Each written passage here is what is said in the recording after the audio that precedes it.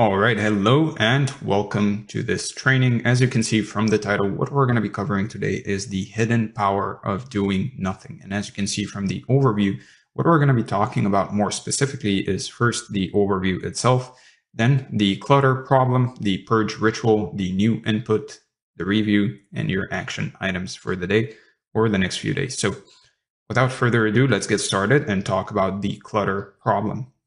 So most people operate with a mind that's basically carrying more than it can handle. The weight builds slowly, and you wake up already thinking about unfinished tasks, old messages, and some loose plans for the week.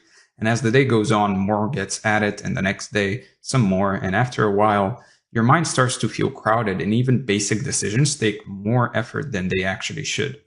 And you don't really always notice this buildup is actually happening, but you feel the effects. You lose focus more quickly. You jump between tasks without finishing them. You feel a mild strain that sits in the background of everything you do and is the signal that your mind is holding too much. When the mind stays in this state, new goals don't stick. You don't have the motivation to chase them. New habits fade away pretty quickly, and you basically try to force progress, but the system is already at capacity. There's literally no room for direction, and you're trying to move forward with a mind that's running out of space. It's almost like your computer is full, completely full in terms of its hard drive, and you try to cram more in there. It's just not going to happen. And at the very least, your computer is just going to be running pretty slowly. So if you want to shift your internal state, you need space. You don't get clarity by adding more thoughts or more pressure. You get it by removing what's sitting in the way. Space gives you the ability to hold one clear instruction without your attention really collapsing under a bunch of different competing demands. So doing nothing is really the first step towards creating that space. You need to stop filling every moment and stop reacting to every stimulus. And when that noise drops, you can choose what to focus on instead of being pulled around. So your mind can get crowded without you even really realizing it. And before long, your inner world will start to feel overfilled. And you will keep adding new thoughts on top of old ones, and unfinished ideas will start piling up. And you're basically holding on to so much that you don't even notice how tightly you're actually gripping everything. And after a while, that noise will become so constant that it starts to feel like this is your life, like it's normal. You're just thinking all the time, but none of these thoughts actually go anywhere. They just stack up layer after layer, and they don't move you forward in any direction at all. And once those layers get thick enough, even simple tasks will start to feel harder than they actually should.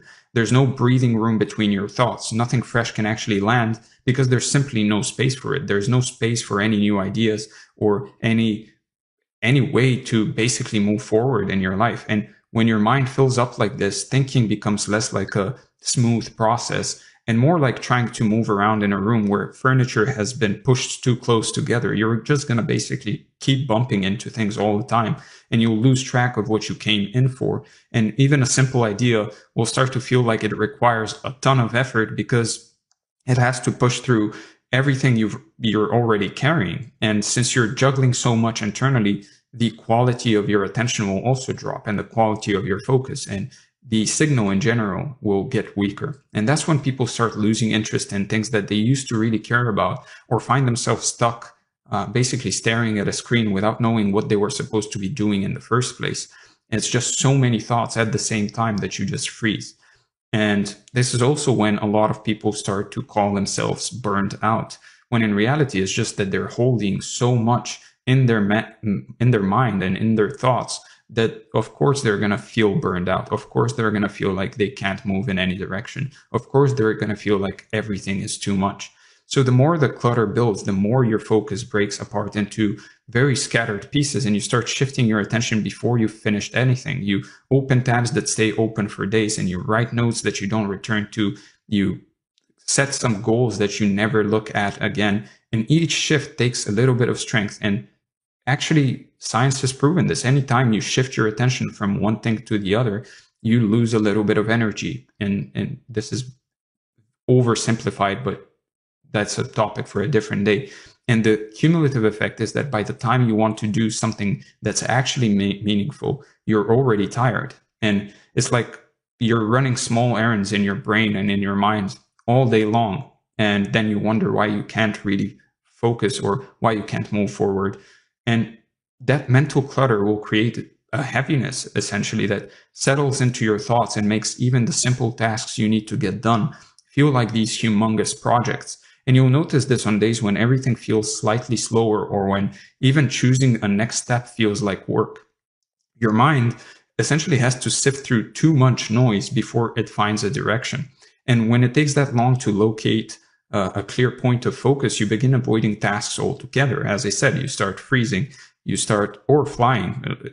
It's not flying, but basically escaping it. So it's either fight, flight, or freeze. And it's less that you're unwilling and more that you feel weighed down before you even begin.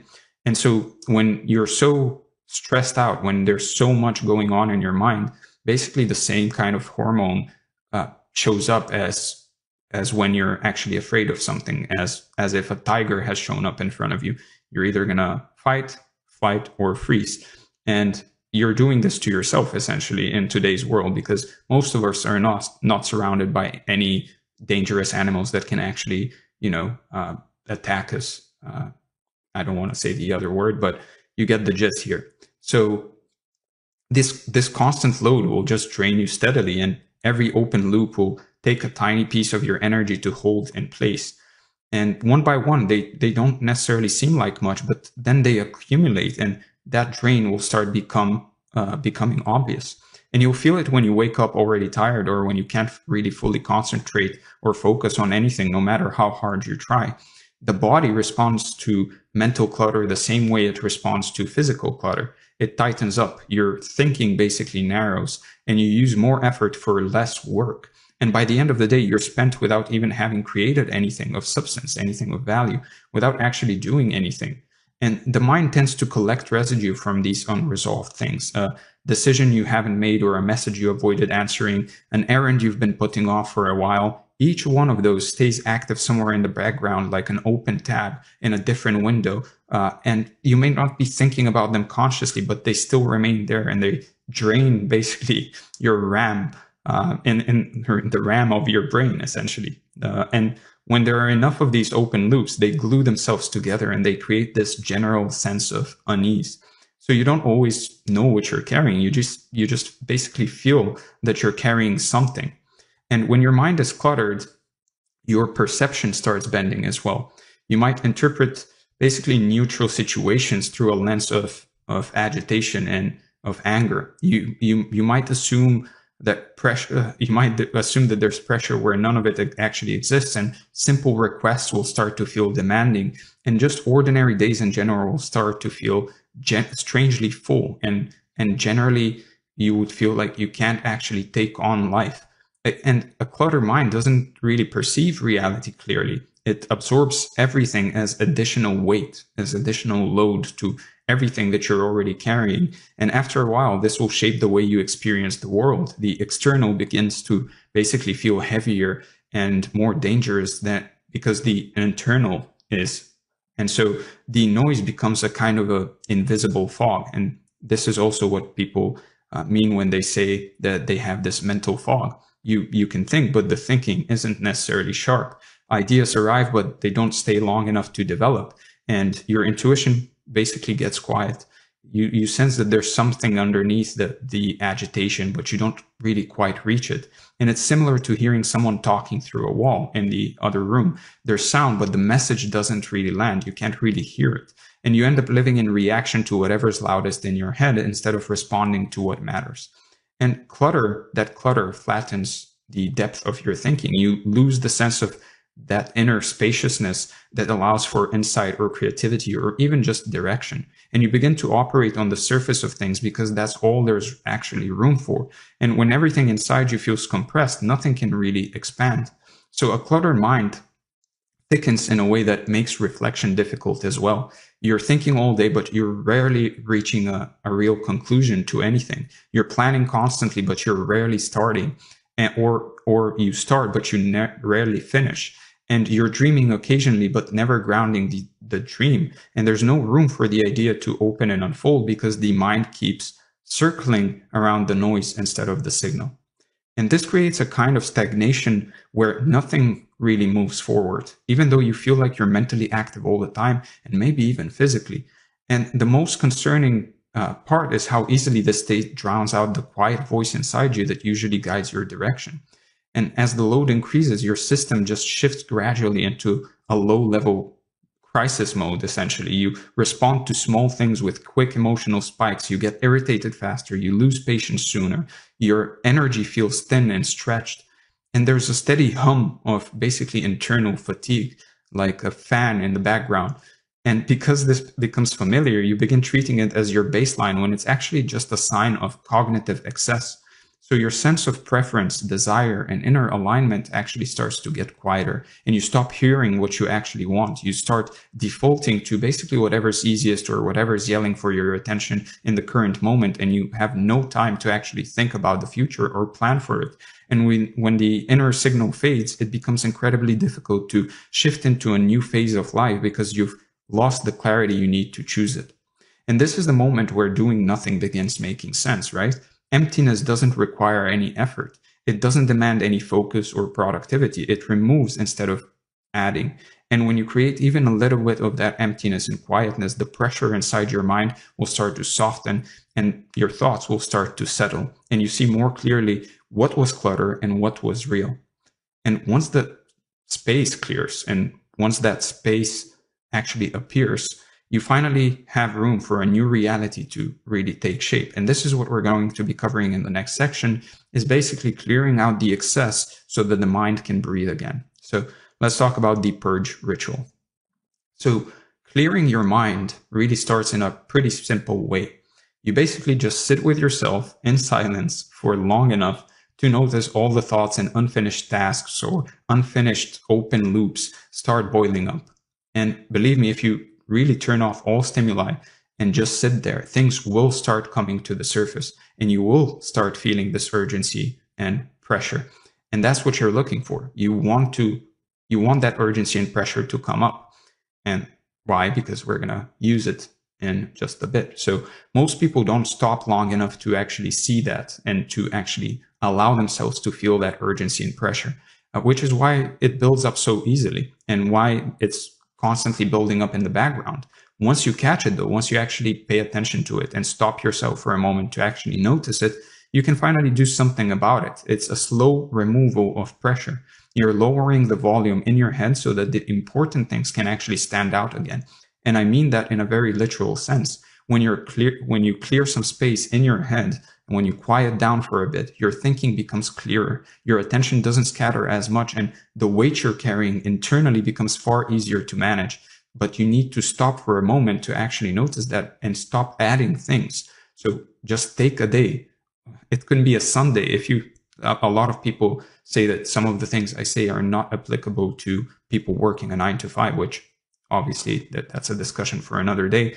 But you can take any day off and just take a moment and sit down and be quiet for a moment and notice all the pressure and all the urgency and all the unfinished open loops and tasks and open doors that you've left basically from running around mentally, but also physically. Let them come up. And once you've done that, the way you start clearing that space, the way you actually move forward and move in a direction is writing things down. It's pretty simple. And yes, it feels almost too simple, but it works every time. And I think everybody could do this. So you're taking whatever's been looping in your head and giving it a physical place to sit. No structure, no filtering or censoring, just a clean unload, basically a mental dump, essentially. So a brain dump. So you'll see that if you start doing this, your thoughts will stop bouncing around once they land on paper. And once you actually have to write them down as you're thinking them. And it's surprising how much tension will start to disappear when you're not holding everything in your working memory. You can see what you're dealing with rather than carrying it by instinct and memory. And when you write down everything without trying to fix anything, you get a clearer picture of what's actually running in the background. And some of it will look trivial once you see it written out. Some of it will remind you that you've been dragging certain tasks for way too long. Either way, the pressure will drop. And there's a moment where you will feel your mind not pressing forward so hard.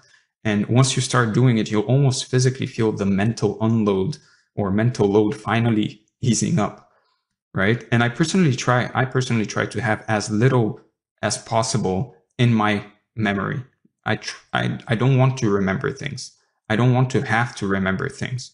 So everything is written down either in Notion or in my reminders app on my phone, which actually also reminds me to put everything from there in Notion. So anytime I actually put down something in the reminders app of my phone, I also set a reminder to put those things in my Notion, especially if they're not some smaller tasks that I can get done in 5 minutes.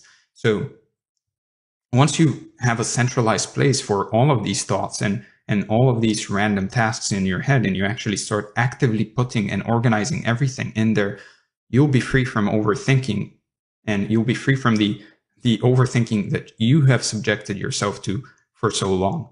And I'm not saying you should use Notion or anything like that for that matter. It has worked great for me, but you can use whatever basically works for you. The system you use is not that important, or how you organize the things, as long as you organize them and put them in somewhere that works for you, essentially. And what I'm saying is that you can't really figure out ways to move your life forward. You can't actually really think about the future and plan for the future if your brain is constantly busy with remembering trivial tasks and errands that you haven't done from 3 weeks ago. You're just constantly in catching up mode, essentially. You'll never be able to really look to the future, plan for the future, and actually take action for your future self now, because you're constantly catching up with tasks and things you're doing from the past, because you're constantly trying to remember everything. Now, after the writing itself, silence works as a second clearing tool. So even a few minutes of it can reset your mind. You step away from the noise, away from your screens, away from things that basically ask for your attention. And honestly, it will feel very odd at first. You're most likely used to constant input. And I'm not blaming you for it. Most people are addicted to constant input. It's a way to escape as well. We have to remember that. So once you sit in silence for a bit, you'll notice the internal pace slowing down, and you're not being pulled in every direction, because you're sitting in that quiet, and you've unloaded everything in your head, and now you're just sitting there. And what you're doing is basically you're giving your brain the first real break it's had all day, or maybe all month for that matter. And in that silence, your thoughts will start spreading out instead of clumping together. And you don't have to make them really do anything. They settle on their own once the constant stimulus stops. Once you stop constantly putting things in your brain, it's a very simple effect, but it matters. You can think straighter, you can see what's useful, you can see what's just noise, you can see what's not useful, what you need to just leave behind. And even better, you can see what you don't actually have to finish. And it feels less like wrestling with your mind and more like working with a system that finally has some room to breathe. And the next step is actually reducing how much stimulation you take in each day by default. So once you've unloaded everything, once you've sat in silence, once you've basically prioritized things and organized things and seen what actually, what actually matters and what doesn't and what can be left behind, then the next step is really reducing how much stimulation you take in each day by default so that it doesn't repeat again. So most people don't realize how much they're actually consuming until they try cutting back. Every random scroll or errand adds mental load. And when there are dozens of those moments that are stacked together, your mind ends up stretched thin, right? So reducing stimulation is incredibly effective because you're essentially lowering the baseline noise level so that your mind can actually function without straining all the time. So there's a few ways you can do that. The first one is taking a short digital fast, or a digital detox is how some people call it. And it does more than most people expect. And I'm not saying you need a long break of a week or something like that. Just a few hours every day without any social media or constant notifications is really already enough to create a noticeable change. And you're no longer reacting every few minutes because of that, because you're taking a break. And your attention will will learn to, or you will learn to keep your attention in one place. You will learn to not be checking your phone every 5 minutes. And better yet, never turn these notifications back on. You're not going to really miss out on anything important. And if somebody really wants to talk to you, they can always call you. Remember that at the end of the day, we have phones for a reason. People can just call you if something is really urgent. So after a brief fast, you might notice that your mind feels less crowded and your thoughts don't push against each other the way they did before. And there's enough space for them to actually form without pressure, without that urgency and that pressure of needing to do stuff. And another way to do this is through a content diet. Now, I do this by default at this point, and it works by basically limiting your input to a small set of intentional sources. So you're intentionally choosing specific people and specific topics and specific formats, and everything else gets cut. So this will create a controlled information environment, basically, where your mind only absorbs what supports your current direction. And you can start by listing 3 to 5 creators or sources whose work consistently aligns with where you're headed, right? And these should be people who help you think more clearly, not people who simply entertain or distract you. So, of course, there is a moment and time for entertainment. However, that should not be clumped together with the content that you're consuming to help you in moving forward in your direction. So once you have your list, commit to consuming only from those sources for the next few weeks or a week. And you can also try setting clear boundaries around the type of content itself. So if you're focusing on building a skill, try to consume only instructional or applied content. And if you're working on mindset, stick to philosophy or reflective writing or philosophy books. If you've spent the last few years consuming random content, your mind will really benefit from some concentrated input that points in one direction. And you'll also master subjects way faster that way. If you, for example, set this month as a philosophy month and all you do is literally read philosophy books and watch philosophy related content, whether that's videos or documentaries or whatever, you're going to master you're not necessarily going to master the subject of philosophy itself, but you're going to be way further than most people are on the subject. And I'm not going to lie, the restraint will most likely feel very uncomfortable at first because you're used to watching basically anything that grabs your attention, and now you're not doing it anymore. One thing you could also try is just literally watching just lectures for a month straight. And this will lectures and books only, and this will rewire your mindset. Now, it's going to feel uncomfortable because it's basically like a nutritional diet, but for the content you actually consume, not for the food you consume. So you'll feel the pull to check other channels or explore unrelated topics. And that pull is really part of the clutter you're trying to remove. Each time you resist it, you're training your attention to stay narrow and strong. And the discomfort will fade quickly once your mind actually adjusts to the reduced input. Over a few weeks, you will not want to necessarily check these videos as much. So the next step here is also physical clearing or clearing your environment around you or where you spend the most time.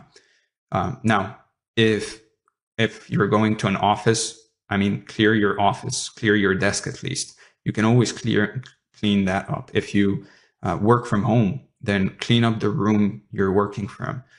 Clean up everything, in fact, in your home. Just try to clear everything around you so that everything is clean and tidy. Because at the end of the day, a clean desk, a cleaned out corner, a cleaned out room, or even just an organized bag, like literally organizing your gym bag, for example, changes how your mind operates.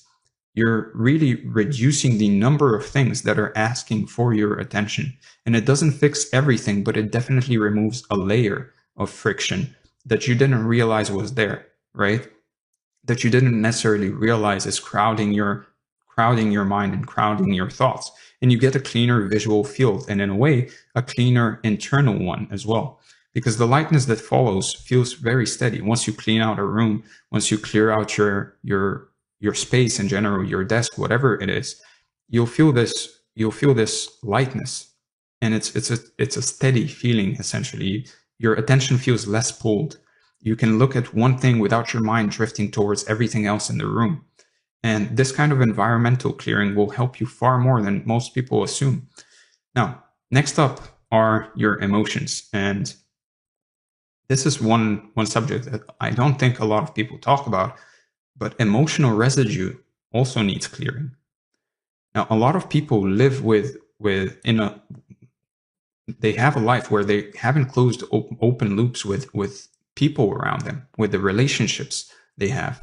They have these open loops always in the background, things that they didn't discuss, conversations that they started and never finished. It's the leftover tension from things you haven't dealt with.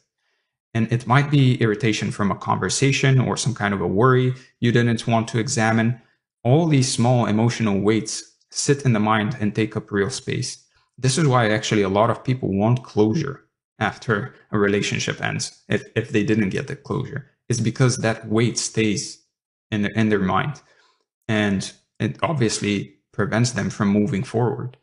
Now, I'm not saying you have to analyze every emotion deeply. In fact, quite the opposite, I would say. But you should give them a brief moment of acknowledgement so that they stop circling back, right? This doesn't mean indulging the emotion, as I said. You're simply noticing it without really pushing it away, without suppressing it.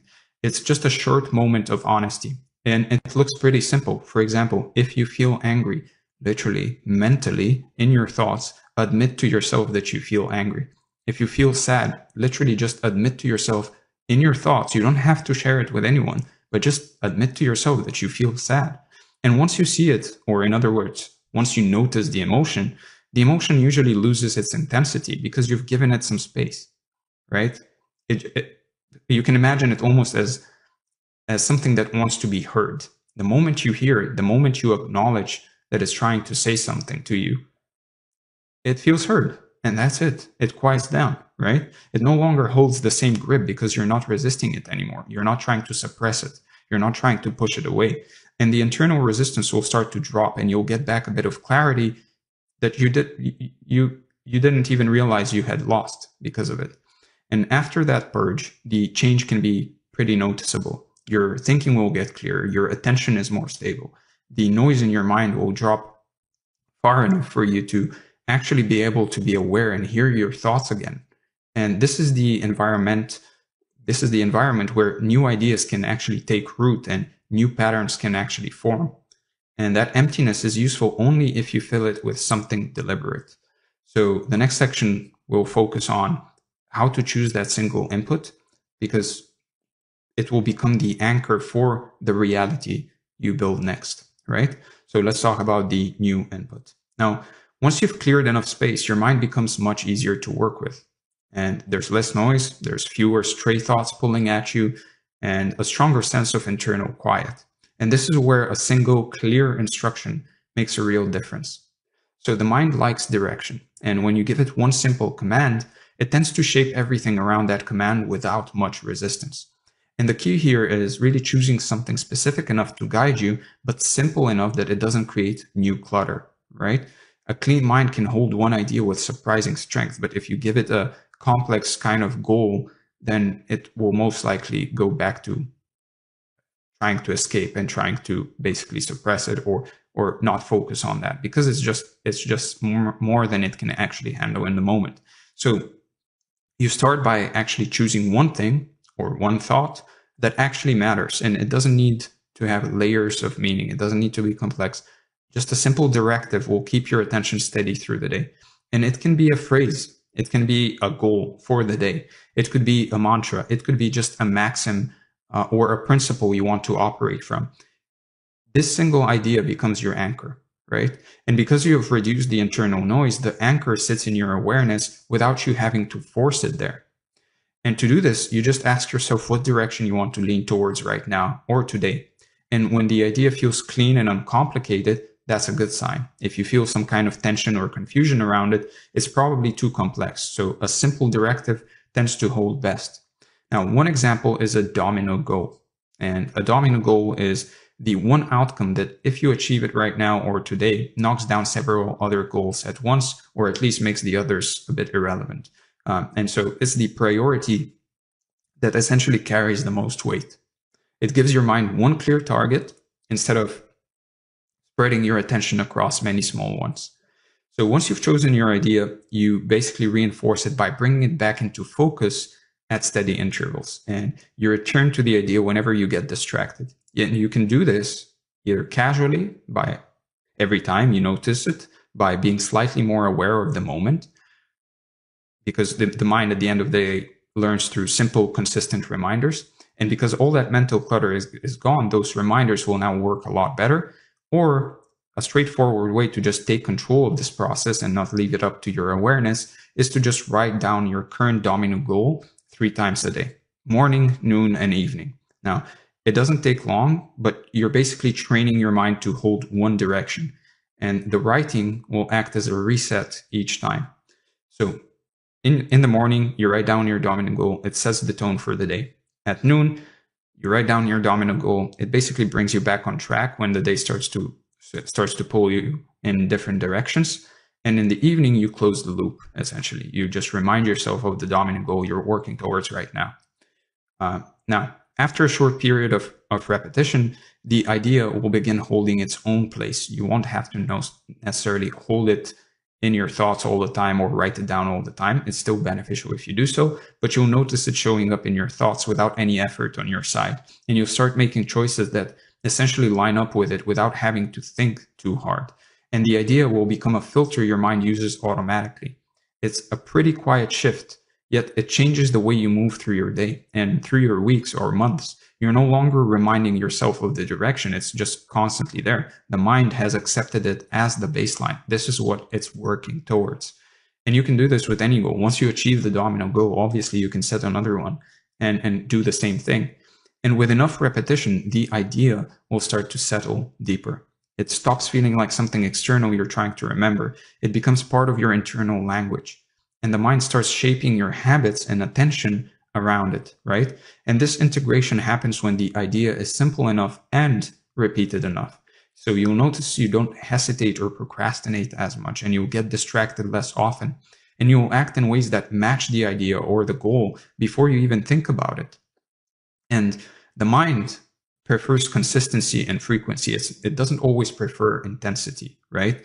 Because you could intensely repeat the same thing for a week. But whenever, and this is the same when we're talking about the gym, you can't be super consistent. You can't work out every day or frequent, and at the same time have the highest intensity possible. So you can't necessarily do PRs every day on the same muscle group, right? The same way with your brain or with your mind. The mind prefers consistency and frequency rather than repeating something for a week as much as possible and then forgetting about it.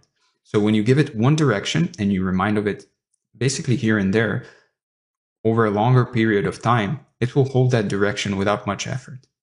And as the idea stabilizes, you'll feel less internal noise around it.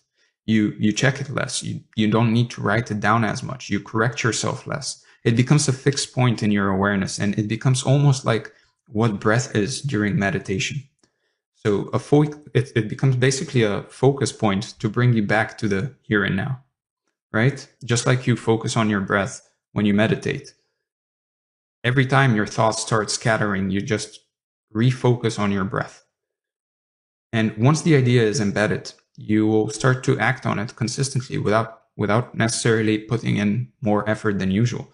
One action in line with the idea is just enough to start really creating a visible change. And a clear mind is really a multiplier. It amplifies the force of a simple action. And each aligned step reinforces the internal signal and makes the next one easier. And each time you act in line with the idea, you anchor it deeper, and the mind connects the internal instruction with the real action, with the external action. And it treats the idea as a working part of your identity rather than some kind of a loose intention.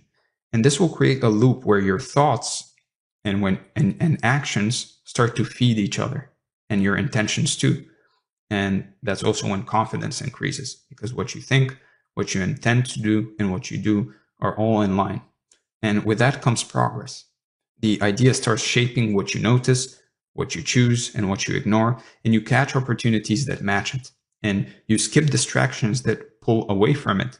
And this is what focus is keeping an idea or a goal in your head and reminding yourself of it and acting on it for long enough. And that way your mind isn't overloaded. It's focusing on the one thing. And it has the space and the clarity to follow one direction and follow it well and actually achieve. And you'll achieve way more this way. A lot of people think that if they just set 20 goals, they're going to achieve them all and all of that, and they can work on 20 goals at the same. It doesn't work, guys. Just focus on one thing, complete it, go to the next thing, essentially. Just monotasking. Now, once the idea holds, the vacuum you created becomes a tool instead of a temporary state. And you're working with a mind that's now clear, it's steady, and it's responsive. And you've given it one clean signal, and you've reinforced it through repetition, and now you've grounded it through action afterwards. So with that being said, let's go over the review. We talked about the overview. We went over the clutter problem, the purge ritual, the new input, the review, and finally your action items for the day or the next few days. First, set a 5-minute timer today and unload every loose thought and every loose task onto paper, every open loop. And don't organize it, don't fix anything at first. You're just reducing that internal load so that your mind has room to work again. And then identify a dominant goal, pick the one outcome that would make the rest of your responsibilities lighter, and then write it down 3 times today, morning, noon, and evening. Or if it's too late, if you're watching this in the evening, then just start from tomorrow. Or start now, basically just write the evening one. And let the domino goal guide one small action before the day ends. Nothing large, just one step that aligns with the direction you chose. And this will anchor the new input, and it will also begin to shift the environment around you. With that being said, I hope you found this video valuable. If you did, let me know in the comments.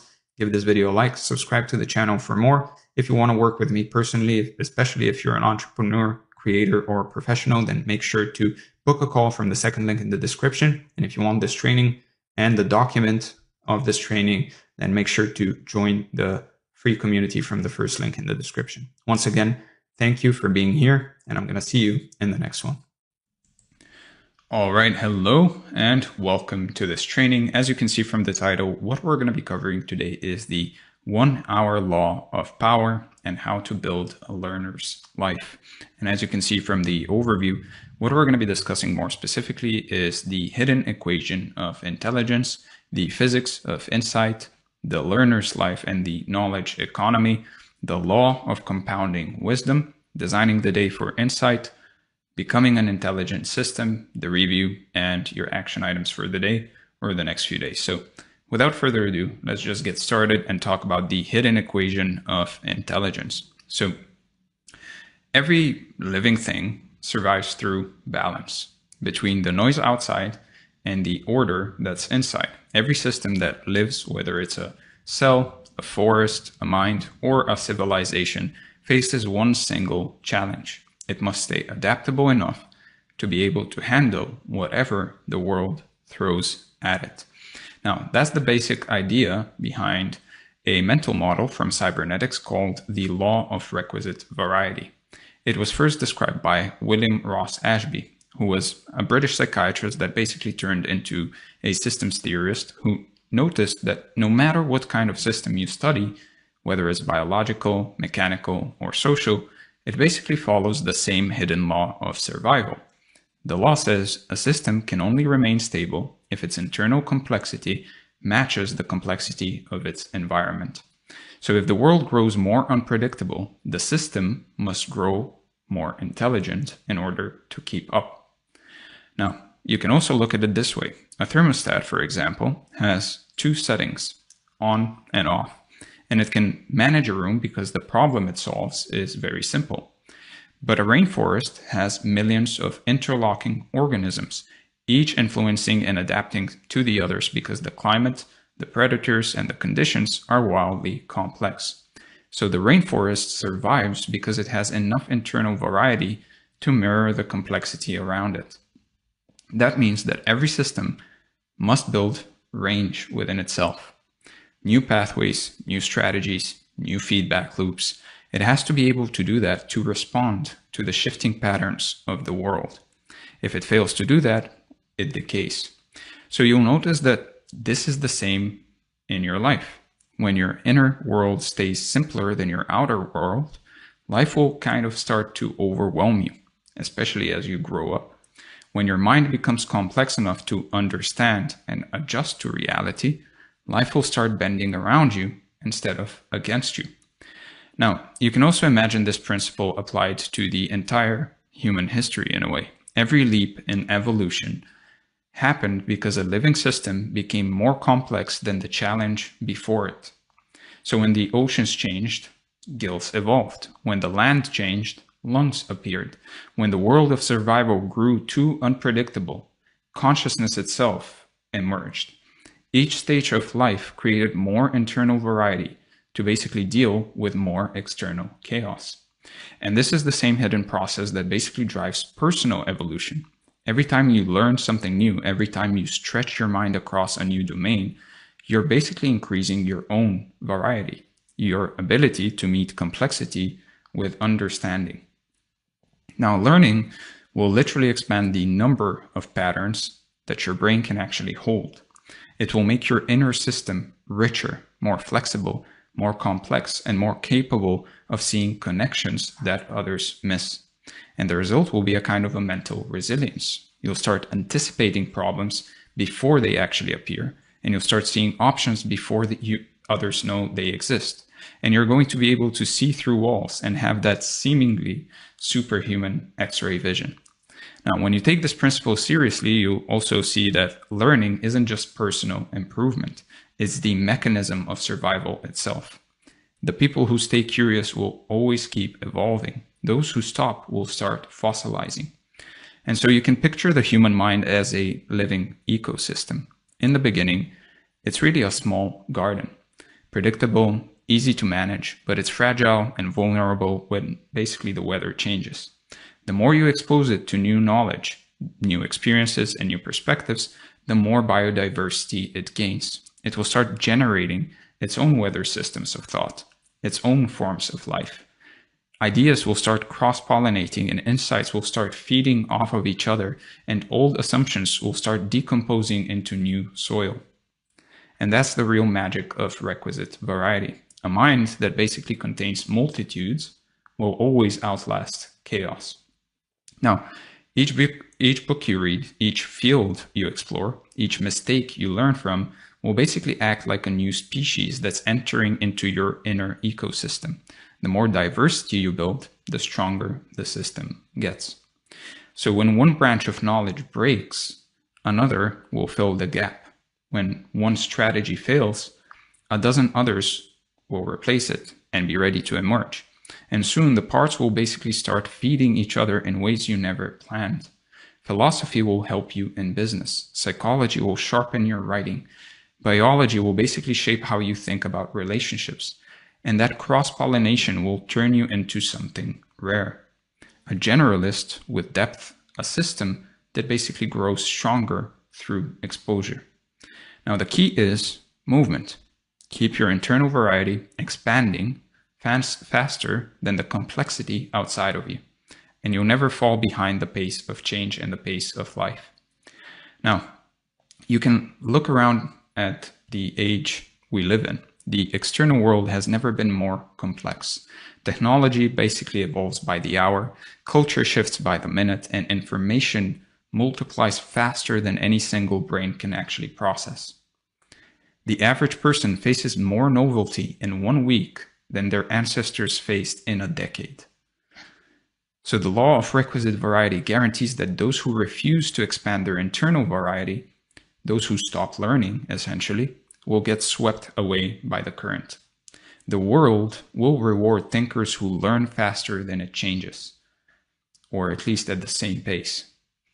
And that's the new definition of intelligence, adapting in real time. Every new skill you learn will basically act as an internal upgrade, increasing your capacity to absorb change instead of resist it. So you'll start experiencing the modern world differently. Change will stop feeling like a threat and start feeling like fuel.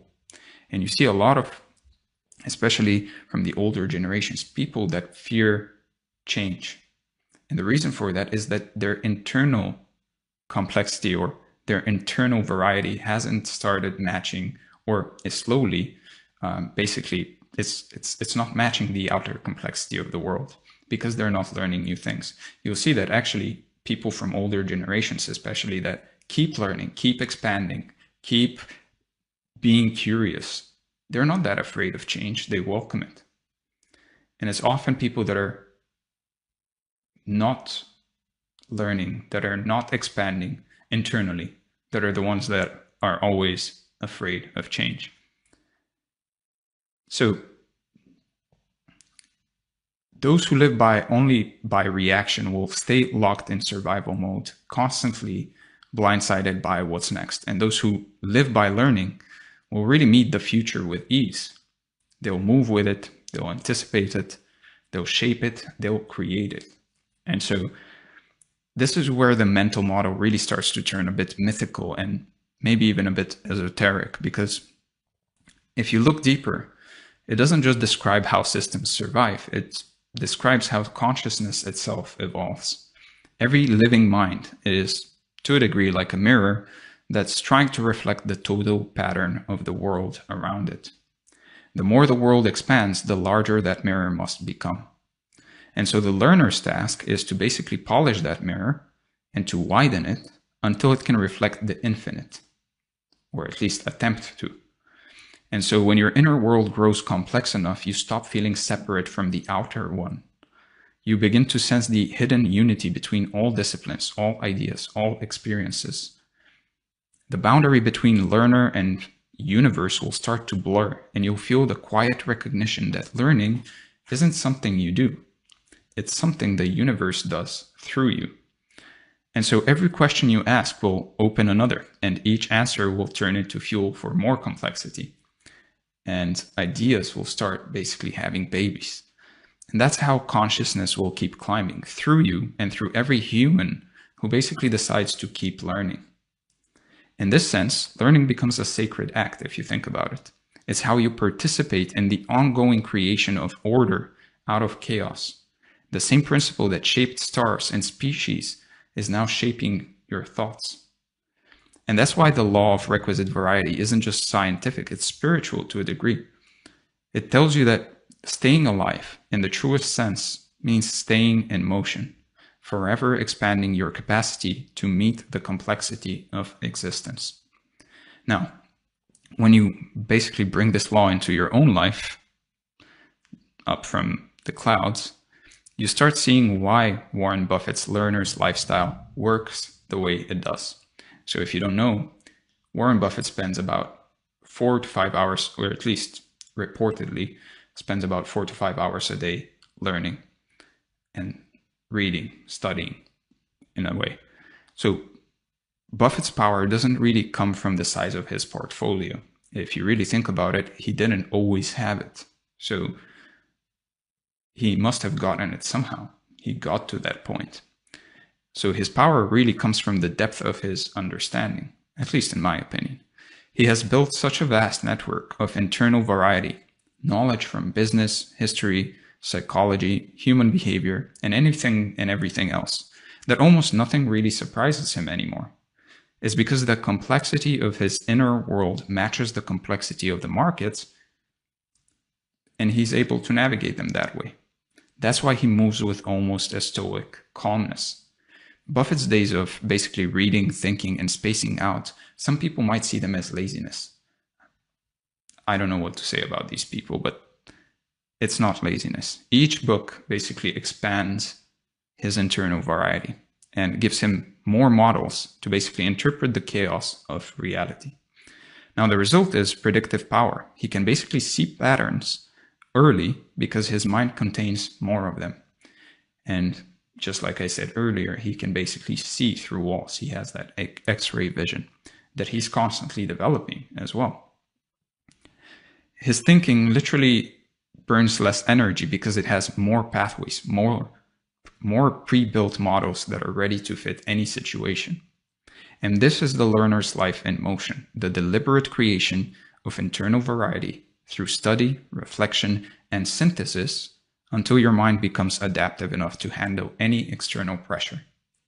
And when you understand this, the practice of learning transforms from a task into a form of evolution. You'll see that your real work isn't just to finish books or collect facts. It's to build internal complexity equal to the age you live in. And so you'll become the kind of person whose mind stays ahead of reality instead of chasing it. And so you can keep this law as your compass in a way. Every time you feel overwhelmed by the world, you can remind yourself that the answer isn't retreat, it's expansion. It means that you don't know something. It means that there's more to learn. Every time the world feels overwhelming, you can learn. So read more broadly, think more deeply, expose yourself to ideas that feel foreign in a way. Each new concept will act like a genetic mutation in your mind, and it will make you stronger for whatever comes next. You'll be able to handle the world. The more variety you build inside, the freer you'll feel, because nothing outside will ever be too complex to handle. And this brings us naturally to the next idea, the mechanics of insight itself. Once you understand how variety builds resilience, the next step is to explore how it creates breakthroughs. So let's talk about the physics of insight. So before you ever get serious about learning as a way of life, you need to understand why insight is the highest form of leverage in the modern world. You will see that every truly transformative breakthrough, every career leap, every moment where a single decision changes everything, always comes down to one thing: quality of insight. You'll notice how in a world run by information and change, insight will decide your influence, your wealth, and your freedom. And if you get this right, you'll start seeing life through a new lens. A lens that will basically show you hidden opportunities where others only see problems. You'll discover that insight will multiply the value of your time in ways brute force never will. And you can just picture this. A consultant who knows which button to press will command more respect, more freedom, and earnings than an army of people who only know how to push buttons. So every hour you invest in learning will turn into exponential returns down the line, because knowledge will compound on itself, stacking skill on skill and idea on idea until you basically have built a toolkit that will solve any problem in your path. Now, the truth is, people who master insight will become irreplaceable, because they'll basically always be able to see solutions that others just miss. And that's why a life spent chasing insight will really pay you back in ways most people can't even imagine. So if you organize your days around learning and reflecting instead of endless busy work, your entire sense of possibility will expand. You'll notice ideas connecting faster. You'll notice better questions coming to mind. You'll have sharper decisions and a feeling of actual momentum in your thinking that never seems to run out. And so once you see the power of insight, the next move will be to realize how few people truly structure their lives to basically harness it. You'll understand that almost everyone else will fill their calendars with meetings and endless urgent tasks, never stopping to ask what actually matters or how they could do more by doing less. So distraction will be the enemy here, because in the age of noise, your attention will get split into fragments. The person who protects their attention will gain years of progress for every year lived, while others will just chase their tails. And so the act of carving out real protected space for thinking and learning will start to feel like the highest form of self-respect. It will signal to your brain and to everyone else that you value your own growth. And you'll need to build a space, both physical and mental, that welcomes depth. The right environment will always signal to your brain that it's time to shift gears from reacting to creating, from busy to brilliant. And so you need to understand that breakthroughs don't come from rushing. They come from stillness, from curiosity, from space, from silence, from isolation. The best ideas will surface only when you give yourself room to breathe and let your mind wander through problems. So Here's what will happen next. As you get better at generating insight, you'll build what Buffett and Drucker called a learning advantage. This advantage will basically show up first as clarity, knowing exactly what matters and what doesn't. And that clarity will let you spend less time on nonsense and more time on leverage. So you need to learn to ruthlessly cut out low-value noise from your days. The fewer distractions you basically let in, the more insight you'll notice per hour, which will change your baseline for what counts as a productive day. So the hours you protect for learning and thinking will become sacred. You'll stop apologizing for the time spent reading or reflecting or even doing nothing. You'll stop explaining, because you'll start seeing how those hours pay you back later with clarity and better decisions. And as your insight compounds, you'll basically use less effort to get better results, because every action you take will be based on a more refined understanding of what moves the needle. And you watch your identity shift from worker to thinker, from operator to architect. Each layer of new insight will peel back another limitation, showing you a new direction you didn't see before. Right now, you may be wondering how to turn all of this theory into real everyday routines that actually move your life forward.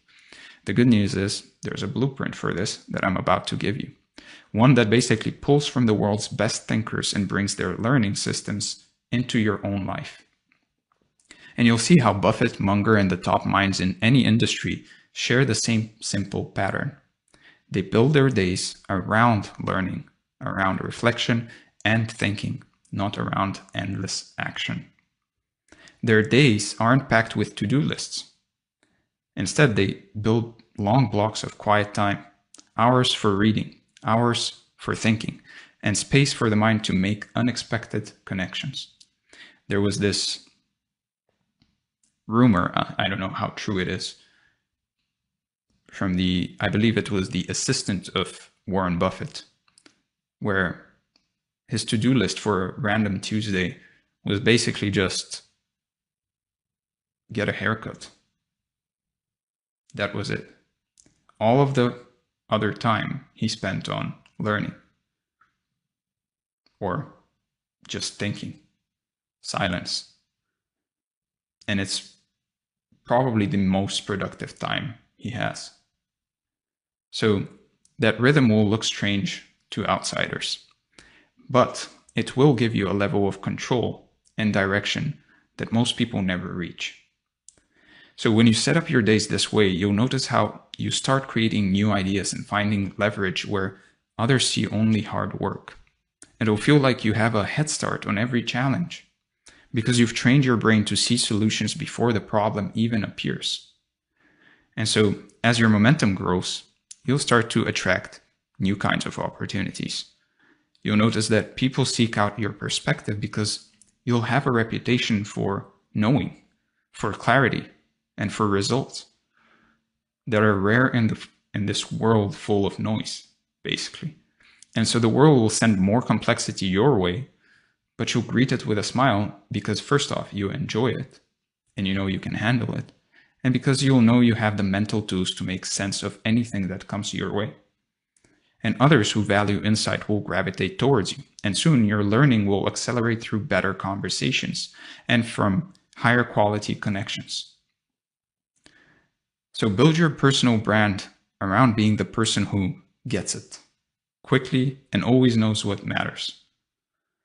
The reputation will become a magnet for opportunity and growth. And so each insight you gain will combine with the last, and it will give you more leverage, more power, and more creative fire with every passing year. And so remember, insight isn't a one-time breakthrough. It's a practice you'll cultivate for life. So you need to build habits that basically make this process automatic, almost. So your future will always expand as you grow. So even if you just have 1 hour a day, in the morning or in the evening, use it to pursue new ideas, to challenge old assumptions and to question what you know. And stay curious, don't just learn facts. Chase understanding, push your boundaries, and keep exploring questions that matter. Go to the foundations of the things you're learning. to the first principles of things. And make time to review what you learn and let your mind simmer on big questions, because the longer you reflect, the deeper your insights will get. And over months and years, this habit will basically reshape you into someone who always grows, who always adapts, and who leads with fresh ideas, no matter how the world really changes. So most people overthink on things that don't matter. Allow yourself to overthink on things that will make you smarter. Now that you understand why learning is the real engine of growth and power in the modern world, you're basically ready to see how the entire economy is shifting in favor of those who actually live this way. So the next step will be learning to spot these changes and to use them so you can shape your own learner's life with intention. So let's talk about the learner's life and the knowledge economy. So look, everything about how value is created in the world has changed. What used to really depend on physical labor and brute force, repetition, hours on the clock, now depends on understanding, creativity, and mental flexibility. So the entire global economy has shifted from producing things to producing knowledge. And that change has made learning the new currency. You'll see that in this new world, the people who think clearly will always earn more, move faster, and adapt quicker than the people who just work hard. It's no longer about how many tasks you complete in a day, but rather about how deeply you understand the system you're operating inside. So in the industrial age, the way to win was through efficiency, doing the same things better, faster, and possibly cheaper. Machines took that model and basically perfected it, and that's why it no longer belongs to us. Humans have moved up the value chain. The most valuable skill you have now is sense making, the ability to interpret complexity, identify patterns, and make smart decisions in environments where everything keeps changing. So the companies and individuals that thrive will be the ones that understand this. They'll stop measuring productivity by output per hour and start measuring it by insight per day. And you can look around. Buffett earns billions from thinking. Naval builds wealth from judgment. Elon reshapes industries from understanding first principles. Each of them treats their mind as capital and their time as a field for cultivation. And that's why this section matters so much, because once you start living inside the learner's life, you'll stop competing in the labor economy and start operating inside the knowledge economy, the place where ideas, insight, and strategy rule. And so you can see that every major technological leap increases the value of human insight. The more automated the world becomes, the more valuable the thinkers become. Artificial intelligence, software, robotics, all of them will take over mechanical and repetitive work. But they will also multiply the power of anyone who knows how to think creatively and use those tools. And so you can think of technology as leverage. It won't replace the learner, it will amplify them. It won't replace the writer, it will amplify them. A single insight expressed through modern tools will reach millions in seconds. A teacher with a YouTube channel now reaches more students than ancient philosophers reached in a lifetime. Each new piece of technology will widen the gap between those who create knowledge and those who consume it. The more complex the tools, the more value will flow to those who understand their underlying logic. And over the next decade, the most successful people will be those who treat learning as their profession. They'll build personal systems for research, thinking, and experimentation because they'll know that every insight compounds into more leverage. And to really see how this actually works, we can go back to Peter Drucker, the person who basically predicted the rise of the knowledge worker over half a century ago. Drucker said that the most important contribution of management in the 21st century would be increasing the productivity of knowledge work. And that statement still holds true, but now the responsibility has shifted from companies to individuals. You're your own management system now. In this economy, nobody will manage your growth for you. You'll have to build your own system for development, deciding what to learn, what to ignore, and how to turn what you learn into decisions that pay off. And the benefit is enormous. You can grow as fast as you choose. There's no real ceiling other than your own curiosity. And the challenge is equally real. If you stop learning, you'll stop adapting. The market will outpace you because it rewards those who think ahead. Now, Drucker's model shows that learning is no longer a luxury or an optional side habit. It's the foundation of how every modern career really sustains itself. And this is why Buffett's lifestyle suddenly makes perfect sense here. His job isn't to manage people, it's to manage insight, knowledge. He spends 80% of his time reading, thinking, and reflecting because his leverage comes from judgment. Every great investor, strategist, or creator now works the same way. They earn by thinking, not by reacting. And so when Buffett reads, he's building mental models. When he reflects, he's running scenarios in his mind. That mental simulation is what gives him predictive clarity. And so each hour of thinking will save him weeks of wasted movement, maybe years. And over decades, those savings compound into results that look almost supernatural. And you can build your work life the same way. Every hour you spend refining your understanding will multiply your results. Every book you study deeply will become an invisible lever that moves your entire career forward.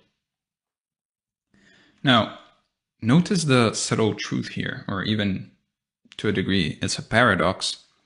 The learner's life doesn't really look busy. It looks pretty quiet. The schedule is sparse, the meetings are few. To the untrained eye, it might even look like idleness. But what's really happening underneath is intense information processing, synthesizing decades of data, compressing complexity into simplicity, and turning chaos into order. And once you start living like this, you'll need to redefine what productivity means to you. The most productive hours of your day will often look like silence, or reading, or walking. Your mind will need empty space to do its best work. It will reorganize what you know when you stop forcing it to produce. So create deliberate blank time in your calendar. Don't think that it is wasted time. It's incubation. Those hours will generate more value than almost anything on your to-do list.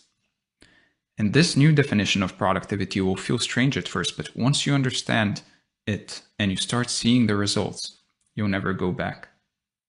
The next thing you'll realize is that learning itself has become a form of wealth. In the knowledge economy, education is no longer something you finish, it's something you live inside. Every piece of insight you gain becomes a lifelong asset that pays you forever. Each new idea that you understand will increase the value of every idea you already know. And that's what makes learning exponential. When you learn marketing, psychology, and storytelling, for example, you don't just have 3 skills. You have the ability to combine them into hundreds of new applications. And insight stacks geometrically, not linearly. So every new layer of learning increases the surface area of opportunity in your life. Knowledge will protect you better than money. Markets rise and fall, industries change, but your ability to learn will rebuild anything you lose. And so here's what this really means in practice. You need to start designing your life around learning the same way an athlete designs around training. You need to make it part of your identity, not as a hobby. You need to build routines that prioritize reflection, reading, and synthesis. And you can treat your calendar like an operating system in a way. Block hours for reading, thinking, and experimentation, just like you would for meetings. And assign purpose to each block. One can be for consuming, one for creating, one for connecting ideas. And then just maintain consistency. Insight builds like fitness. It grows through repetition and recovery. So when you start doing this, you'll find that learning time multiplies your working time. You'll start getting more done in fewer hours in your working time because your actions will be guided by better understanding. And as your habits evolve, your relationship with work will change. You'll stop identifying with your job title and start identifying with your level of mastery. The question won't be, what do I do? But what do I understand? What do I learn? And this is where your inner world and outer world really begin to merge. When you live as a learner, your work becomes an extension of your curiosity. You'll feel more alignment, more flow, and way less resistance. projects will start choosing you because your understanding will attract opportunity. Decisions will become easier because your intuition will be built on a deep reservoir of learning. You'll realize that success in the knowledge economy isn't about chasing results, but rather about becoming the kind of person who sees further and acts cleaner. And once this shift takes hold, something profound begins to happen. The process of learning stops feeling like preparation and really starts feeling like the point. The life itself becomes the reward. And from here, the next natural step will be to learn how to build that compounding process deliberately and how to take your learning and make it multiply over time until wisdom itself becomes your edge. So let's talk about the law of compounding wisdom. So every great mind eventually discovers a quiet truth. Knowledge doesn't grow in a straight line. It really multiplies. Each new idea connects with every idea you already know, forming a network that basically grows faster the more you feed it. And that's the law of compounding wisdom, the invisible math behind long-term genius. Just as money compounds through interest, insight compounds through learning, through reflection and synthesis. Every book you read, every conversation you have, every mistake you process adds to an internal web of understanding that expands in all directions. And once you learn how to tend to it and how to use it, this web will basically start growing on its own. So you can think of your mind like capital. Every moment you spend learning is a deposit. The more consistent the deposits, the more exponential the returns. Most people basically try to grow through effort by doing more. But those who live inside the learner's life grow through wisdom, by thinking better, by thinking more. And their growth accelerates quietly in the background, invisible to others, until it basically becomes undeniable. And so a single principle from a book today might seem small, but connected with 10 other ideas over the next year, and it turns into a framework that basically changes how you see everything. And as this process continues, your ideas will start cross-pollinating automatically. You'll begin seeing patterns where others see chaos and opportunities where others see randomness. And the law of compounding wisdom matters because it promises something no other kind of growth can offer: permanent advantage. So you'll never lose what you truly understand. Now, the key to compounding wisdom is recognizing that learning itself follows the same curve as compound interest. It starts slow, almost invisible, and then over time, it accelerates so fast that outsiders call it talent. But talent, or luck for that matter, or any other excuse they can really think about. But talent is just accumulated understanding in motion. At first, progress will feel frustrating. You'll study, you'll read, you'll listen without feeling smarter. And that's the slow accumulation phase, where basically the deposits are small, but they're steady. And you need to keep going in that phase. Each piece of information you absorb will find its place later like a seed that's waiting to for spring. And once the mental connections begin linking across disciplines, you basically notice the exponential curve kick in. What used to take you weeks to understand will click in hours. And over years, this curve will redefine what progress feels like to you. You'll stop measuring growth by how much you learn each day and start noticing how fast your mind connects things on its own. And look, the most important part of this law is really the compound effect of understanding across domains. Real wisdom doesn't live in a single subject. It grows through intersection. When you learn across fields like psychology, biology, business, design, etc., your brain basically starts building bridges between them. It can't help but doing that. And those bridges are where ideas have babies and breakthroughs live. Every new area of study will act like a nutrient that basically strengthens the rest of your knowledge.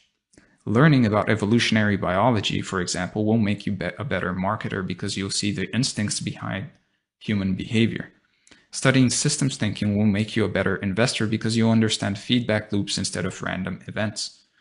And so the wider your variety of knowledge, the faster your insights will multiply, and each new domain you explore will basically act as a multiplier for everything else you already know. Now, to make this real, you'll basically need a process that keeps what you learn alive. The human brain basically forgets quickly unless it revisits, unless it connects and applies what it learns. So compounding wisdom depends on 3 habits: reflection, synthesis, and teaching. At the end of each day, stop and ask what new patterns you noticed. And this is your reflection part. Don't rush it. Let your thoughts settle. The brain will sort what matters through rest and attention. Now, after that is integration. Use journaling or note-taking to basically review your biggest insights. Writing will slow your mind just enough for ideas to connect. And give new ideas time to actually breathe. You'll often find that what seemed random yesterday becomes obvious tomorrow. Now, the next part of the accumulation phase is synthesis. So after you reflect, after you do that, basically comes the recombination of ideas. So take what you've learned and link it to something you already know. And this is where understanding deepens, because you can try to explain it to someone, for example, try explaining what you learned to someone else, or apply it to a different context. And you'll notice that there's new layers each time you do that. And this will create what scientists call chunked knowledge, basically complex ideas compressed into simple internal patterns that can be recalled effortlessly later. And when you share what you know, you'll reinforce it. Teaching forces precision, and you'll discover the gaps in your understanding, and then you'll fill them and create new clarity, especially if you're talking with somebody that disagrees with you. And in that way, you can actually see where your knowledge is lacking when you don't know how to respond to them or to an argument of theirs. Another way is by teaching it to people that maybe don't understand as much as you do about the topic. And by teaching it to them in a way where they will understand it, you basically have to look at the knowledge you have from a different lens, from the lens of a beginner, from the lens of somebody that doesn't know it. And just by doing that, you'll notice that there's new dimensions to this knowledge. There's new avenues you can go down. And it will force you to basically recombine that knowledge in your head and be able to explain it in a way where those people can understand it. And you yourself, by doing that, will understand it even better. And so compounding only really works when the system stays active. So obviously, if you stop feeding it, if you stop learning, the curve will flatten. So the mind needs motion to stay sharp. And that's why curiosity is the fuel here. You need to keep feeding it diverse inputs. Curiosity keeps the mental circuits alive and ready to connect to new data, and ready to create new data and connect it to old wisdom. So build a rhythm that basically keeps you exposed to new information without drowning in it. Set boundaries around your learning, so you can keep it in an hour, for example, or 2 a day. And quality beats volume when it comes to insight. So reading good books, going through good courses, actually pushing yourself in terms of knowledge and understanding is what's going to help here. So try to rotate. One way to do that is to try to rotate between fields. Spend 1 week diving into neuroscience, for example, then another exploring philosophy, then shift to storytelling or finance. Always bring it back to your core pursuit and basically ask how this new idea might improve your judgment or creativity or decision making. And then protect your attention like a resource. Energy wasted on noise will not compound. The more focused your curiosity, the faster your understanding will grow. And so as your learning compounds, depth replaces speed. You'll begin to feel time expand in your work because everything connects more easily. You'll think slower, but clearer. And your output will become more elegant because it will contain the distilled essence of thousands of hours of unseen thought.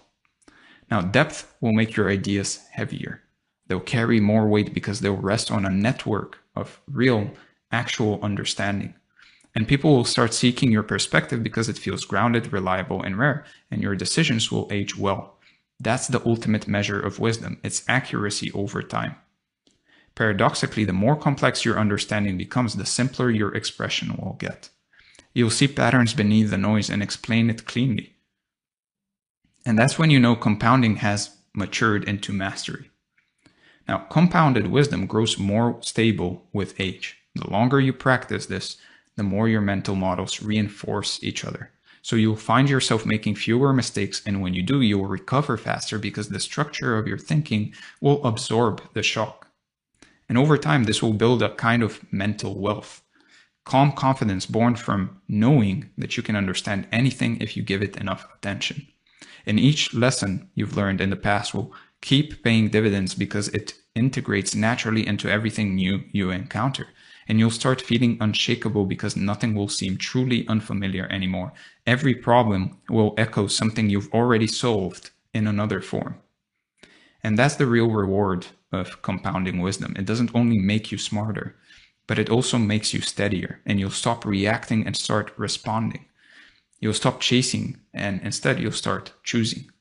And as you live this out, you'll basically start to see that compounding wisdom reshapes your entire life's architecture. It influences how you plan, how you rest, how you spend your time, and it turns learning into your default mode and reflection into your recovery. And each day builds on the last. Each insight will connect to the next. And life itself will become coherent. And it will become a coherent unfolding of understanding. So you'll start noticing rhythm everywhere in your thoughts, your work, your relationships. Wisdom creates coherence. Everything begins to align under one guiding theme: growth through understanding. And problems won't feel like threats anymore. They're going to basically feel like puzzles that are waiting to be mapped onto what you already know. And each year will feel richer because the same lessons will reveal deeper layers over time. What once felt complicated will now feel almost elegant in its simplicity. And when this happens, you basically see that the ultimate goal of the learner's life isn't to really collect knowledge. It's to create wisdom that sustains itself. Wisdom that basically feeds your actions for decades. And eventually all of this leads you to one simple realization: the compounding process needs structure. Without rhythm and routine, even the most brilliant mind will scatter its potential, and the next step will show you how to create that structure, how to design your days and weeks so that learning doesn't just happen by accident, but compounds automatically, building a life that gets smarter as it moves forward.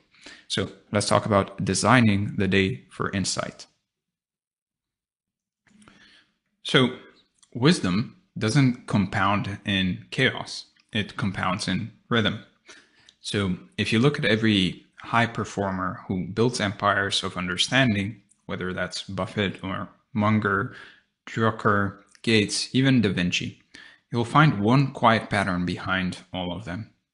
They don't just learn randomly. They build their days like they're engineers. They know that energy flows where structure allows it. The design of your day will either multiply insight or strangle it. And this section is going to be about learning how to build that structure, the schedule, the environment, and rhythm that basically make clarity automatic.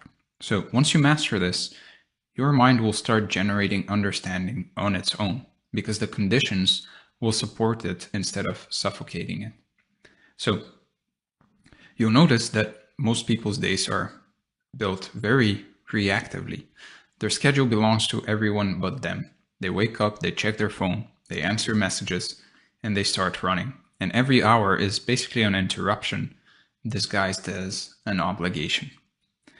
And what this design creates is cognitive debt. Their mind never resets, it never integrates, it never reflects. And without deliberately creating a structure to your day, wisdom can't compound. But when you create a schedule that serves learning first, life starts to feel lighter and progress starts to accelerate. So the mind will always become what it repeatedly experiences. If your day is filled with noise, your thoughts will stay shallow. If your day has space for stillness, for thinking, for silence, your thoughts will deepen. And the reason Buffett reads for 5 hours a day isn't because of some form of indulgence, even though he probably enjoys it as well, but it's more so a deliberate strategy. He's creating the space that lets ideas connect below the surface. And that's what your day really needs, a container for the connection of ideas. So when your days are designed for learning, time will stop feeling scarce, and you really realize time management isn't that important. Attention, on the other hand, controls what happens in that time. And you can actually manage your attention. Once your attention moves deliberately, everything else follows. So start by understanding that your energy moves in cycles. Every human mind really runs on what scientists call ultradian rhythms, which are basically natural waves of focus that last about 90 minutes. And then they're followed by short dips where the brain basically needs rest. And when you learn to surf these cycles instead of fighting them, your productivity and insight both will skyrocket. So you need to structure your day around these natural waves, and you can work deeply for one full cycle and then pause for 10 to 15 minutes to basically walk, stretch, or stare out the window, anything that's not your phone, by the way. This sounds overly simplistic, but it will double your cognitive output without really increasing your effort. And during the rest phase, your subconscious processes information, forming connections that you can't really see yet. And that's why breakthroughs often appear when you actually step away from your work and from learning. So protect those pauses and don't fill them with screens or conversations. Just let your mind wander. The wandering is where insight lives. And so this rhythm will feel like breathing for your brain. You inhale through focus and then you exhale through reflection. And you'll start noticing ideas arriving more smoothly and decisions requiring less strain. And once you have your rhythm, the next step is really environment. The space you work in will almost always shape how your brain performs. So every cue in your surroundings, whether that's light, sound, temperature, layout, or anything else, really sends signals that either invite focus or repel it. So look around your workspace right now. Everything you see is either noise or fuel. So if your desk is cluttered, your mind is probably cluttered as well. And how we do one thing is how we do everything. So create a workspace that feels calm and intentional, and keep only what triggers clarity. Remove anything that distracts or drains attention. So a clear desk with one open book, for example, or a journal and a cup of coffee. Think about what that does to you, and energetically what it does to you and your brain. It will basically prime your mind for depth. A desk cluttered with cables and notifications, on the other hand, think how that will make you feel. How that will make you feel energetically and what it will prime your mind for. It will just basically fragment your attention, your depth, your mind, your thoughts. So use light strategically as well. Natural light in the morning will actually signal alertness, and dimmer tones in the evening will signal closure. So your environment teaches your mind what time it is. And when you sit down in a space that's really designed for focus, you won't have to force yourself to work, or to study for that matter, or to learn. The environment will cue your behavior automatically, and it will save willpower for thinking instead of resisting distraction. Now, after you've handled your environment, and I have plenty of trainings on that, after that comes sequence. So the order of your day, the sequence of your activities, that will basically determine the quality of your thinking. Insight requires contrast. It requires tension and release, effort and rest, exposure and integration. Your day must alternate between these poles. So begin your day with learning, because the brain, it actually wakes up hungry for novelty. And that's where your dopamine levels are highest as well. And your early hours carry the most creative energy. So reading, writing, or thinking deeply in the morning will set the tone for everything that follows. And try to avoid reactive tasks like email or social media until after your first learning block. The first hour will basically program your mind for the rest of the day. So try to read slowly, to take notes, to sketch mental maps. The goal isn't consumption, but rather connection. Let one idea lead to another until a thread of curiosity pulls you forward. And try to reserve this period in the afternoon for application. Use what you learned in the morning to basically make decisions, to solve problems, to create something tangible.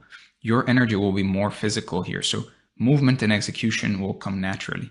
So before finishing the day, spend a few minutes reviewing what you learned and write one short reflection and ask yourself what clicked today. That's how ideas become embedded. And end with something slow, like an evening walk or a conversation, some quiet music, some journaling. It basically, or whatever for that matter, but it has to be something that allows your brain to think for a bit, to kind of reflect on everything. And it will signal to your mind that the day's inputs are complete and it's safe to rest. And as this sequence becomes routine, your days will actually start flowing instead of fragmenting, and you'll feel less like you're managing time and more like you're directing energy. Now, the next part after that is time allocation. So the people who master learning treat time differently. They divide it into 3 layers: input, reflection, and creation. And each one feeds the next, and skipping any layer really breaks the circuit. So the first one is input, and this is your reading, listening, and study time. It's where you absorb raw material. Schedule at least one focus block every day for it, even if it's just an hour or 30 minutes. And try to mix your inputs. Combine technical learning with philosophy, science with art, fiction with business. The wider your inputs, the richer your synthesis will become. And try to protect this time like a meeting with your future self, because learning is the one appointment you can't afford to miss. After that is reflection, and this is your thinking time. It's where your brain digests what it just consumed. Without reflection, information will just stay inert. So you can use a journal or some voice notes or quiet walks or a Notion database. Just pick one idea from what you learned and explore it from every angle. Now, reflection turns information into understanding. It's basically the difference between reading a book and actually absorbing and understanding it. Now, the next one is creation. And this is where understanding really becomes expression. It's what YouTube is to a degree built on. It's to what content in general is writing, teaching, building, sharing something based on what you've learned. Teaching completes the learning loop. You'll start noticing that every act of creation really clarifies your own mind, like we talked about earlier. The best way to learn faster is to explain, and to explain faster. And when you create regularly, the loop of input, reflection, and creation becomes self-sustaining. You'll feel your learning feeding itself. And after a while, after you start learning and really taking notes, really reflecting on the things that you're learning, you will want to create. Because if you're truly learning and reflecting on things, you'll want to share it with others, and you'll want to improve your learning in general. And without creation, you're kind of missing one pillar of this cycle, of this loop. And without creation, it's just input and reflection, input and reflection. And while there's nothing wrong in that, many philosophers did that. A lot of philosophers, though, couldn't help but actually create because of that. So they had input, reflection, and their reflection was also their creation. They published their reflections, essentially. So over time, as you increase your input, increase your reflection, your mind will want to create something out of it. It will want to synthesize those ideas. And from there, it becomes self-sustaining. You'll basically feel, like I said, your learning feeding itself. And once your time and environment are aligned, the next variable is really energy management. Even the best designed schedule fails if your energy drops. So the mind can't produce insight when the body is depleted. So learning how to manage your physical energy is part of learning how to think. So keep your energy steady by anchoring your day with movement and nutrition. Walk before you work. Eat clean. Light meals. Whole, unprocessed, healthy foods. All of those will basically, why that is important is it will stabilize your blood sugar. and try to drink water like it's part of your discipline, because honestly, it should be. And it should be part of your whole learning schedule. Obviously, a dehydrated mind is not a very smart one. So use short bursts of physical activity as well to just refresh your focus during the day. And a 5-minute stretch or a few push-ups will basically reset your nervous system faster than any amount of caffeine will. And especially in the later parts of the day where it's preferred to not, or it's recommended to not necessarily consume any caffeine, you'll need some of these other more natural ways to increase your energy. And the next one is sleep and rest. So sleep, obviously, it's not some kind of a reward. It shouldn't be treated as one. It is a necessity. And it's the foundation of cognitive performance. Just like I said, a dehydrated mind is not a very smart one. Well, an underslept and unrested mind is also not a very smart one either. So it's the foundation of cognitive performance. So protect your nights, protect your sleep like you protect your learning time. It's that important. And as your energy stabilizes, you'll notice something subtle. Your emotional volatility will fade. Insight requires calm energy, and it won't arise in tension. So physical care really creates mental space for you to be able to think. And you'll know that your day is well designed when insight starts arriving unannounced. You'll catch yourself connecting ideas in the shower, during walks, mid-conversation, mid-learning, mid-reading a book, mid-page, mid-exercise, mid-gym time. And this isn't random. It's what I like to call delayed synthesis. Your subconscious has room to work because your conscious schedule made space for it. And so you'll start noticing ideas echoing through your week. A concept you read on Monday will all of a sudden show up as a solution on a Thursday. And that's how the mind rewards structure. Every new rhythm will make insight more predictable. You'll stop waiting for inspiration because your process will summon it, basically. And even when life feels chaotic, your system will hold. A well-designed day will basically act like gravity. It will pull scattered energy back into order. So the final benefit is really peace, honestly. When your day works like this, thinking stops feeling like strain and really starts feeling like flow. And over time, this rhythm will become self-perpetuating. You won't have to force learning anymore. It will happen naturally inside the design you've built. And as your system compounds, something deeper will begin. The shift from control to harmony, from schedule to symphony. And the next part of this journey will basically show you what that looks like in motion.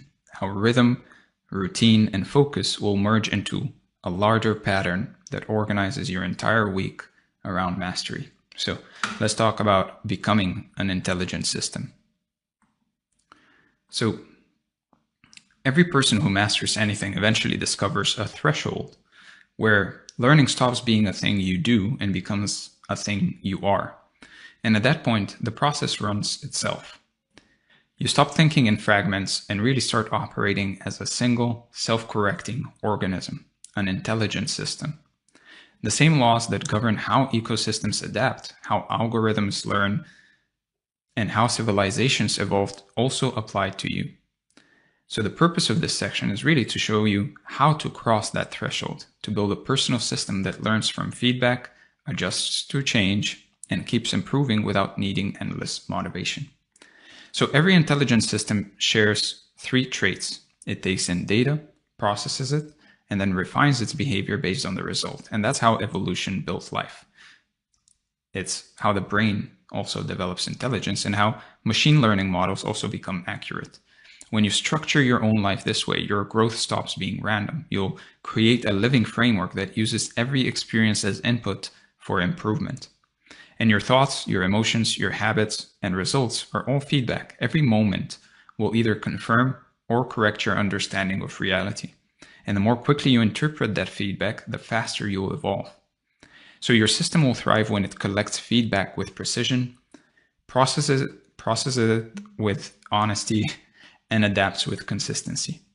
And these are the same three functions that basically make any organism intelligent.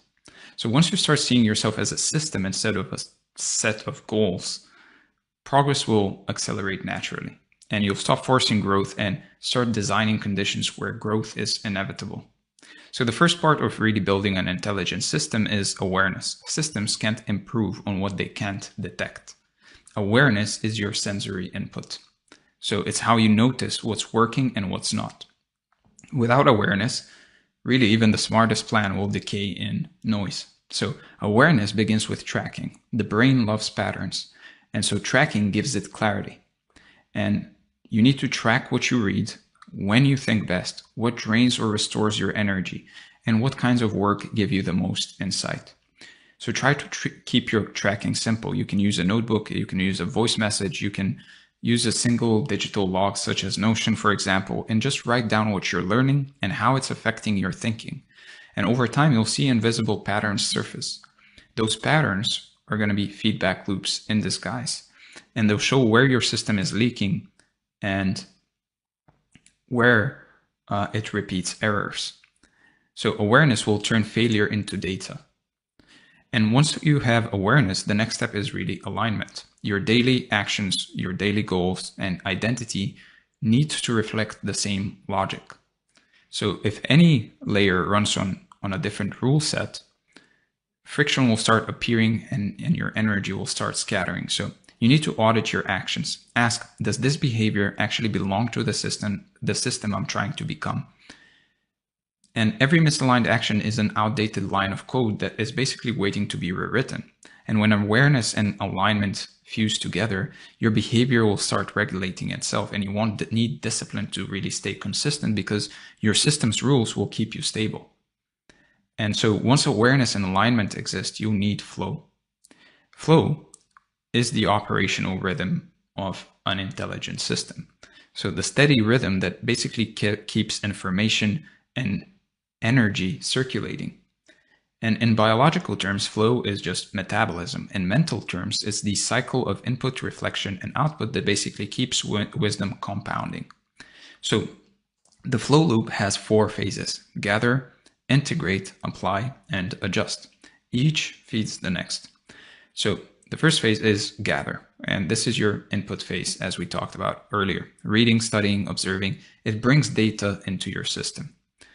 Then we have integrate, and this is your reflection phase. It's where you connect new information to old knowledge and create fresh insight.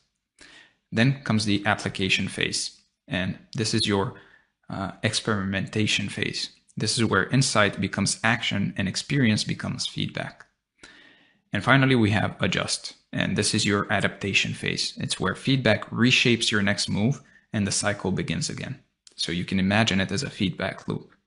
So the more you complete the cycle, the more your intelligence compounds, and you'll feel learning will start to speed up, decision quality will improve, and mental friction in general will drop. And the process will feel smoother with each loop because your system will calibrate itself. So as your system stabilizes, it will basically start developing meta-awareness, awareness about awareness. And I know this sounds crazy, but this is the moment your learning becomes self-referential. You'll notice how you think, how you react, and how your beliefs guide your perception. Meta-awareness is the bridge between intelligence and wisdom. So you will start to ask yourself questions like, what pattern am I repeating? Or what's the hidden assumption under this decision? And these questions will uncover the code your mind runs on. And every insight you gain at this level will rewrite deeper patterns of thought. Your system learns not only what to think, but how to think. And so meta-awareness will make emotional regulation easier as well, because you'll start catching reactivity before it becomes your behavior. And that's a major milestone, when thought replaces impulse as the system's driver. And this shift creates recursive intelligence, learning that learns. And I know, again, pretty crazy. But the system no longer depends on external input to grow. And so it generates its own feedback loops, drawing lessons from ordinary life. And after this, the next element of becoming an intelligent system is integration, bringing all areas of your life under one architecture of feedback. So most people keep their domains, health, work, relationships, learning, separate. But intelligence grows when everything is part of the same network. So link your learning systems together. Let insight flow between them. Lessons from training can inform decision-making, and lessons from business can inform relationships. Every area feeds every other. That's why I am so adamant on focusing on all 4 pillars of life: health, wealth, love, and self. And all of them basically interconnect. They reinforce each other. They feed each other. So when you unify them, use a single tool. It can be anything that works for you. Again, a journal, an Notion database, it can be a reflection log. Then just store all of your insights in there and label them by theme, not just by category, because this will help ideas cross-pollinate naturally. And when your life systems share data, patterns basically start emerging that you couldn't see when they were isolated.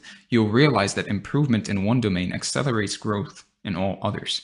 Now, I personally think that Notion is one of the best places to do this, just because of all the features it has and how things can connect to each other, basically. So a lot of what I do is in Notion for that exact reason.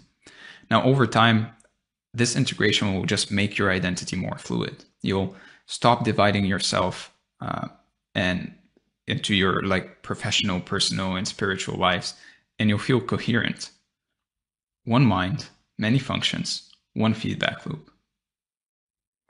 So to keep your system stable, you'll need some internal governance as well. So that's basically what that means is really rules for managing feedback and the correction of based on that feedback. So think of it as your code of operation. Without governance, the system will spiral into entropy. So you need to maintain it. So try to define a small set of operating principles. They might sound like learn before reacting, or reflect before deciding, or align actions with values. This is one that I usually use for myself personally, or iterate instead of repeat.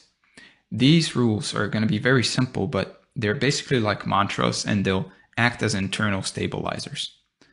And the more you learn in general, and the more you'll learn about mental models and principles and biases and logical fallacies.